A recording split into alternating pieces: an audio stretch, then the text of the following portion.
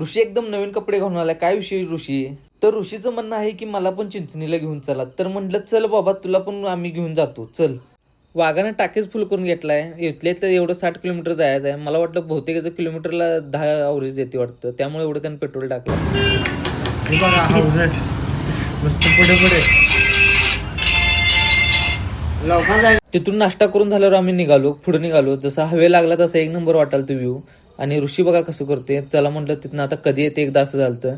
आणि तिथं लागल्याच आम्हाला कळालं की इथून स्टार्ट होणार आहे, कारण की गर्दी बघितल्यावर काय पण झालं. तिथे गेलो पहिला नदीपाशी पहिला नदी बघून घेतली कशी आहे. मग नंतर नारळ वगैरे फोडलो. नारळ एका टोक्यातच बाहेर गेला बघा, डायरेक्ट पाण्यातच पडला. आणि ह्याला नारळ फुटतच नाही, कुठं जाईल तिथं अवघड जायचं का बघा. कसं हाताने नारळ फोडलाय आणि पाणी ओवाळलाय. मग तिथनं आम्ही निघालो.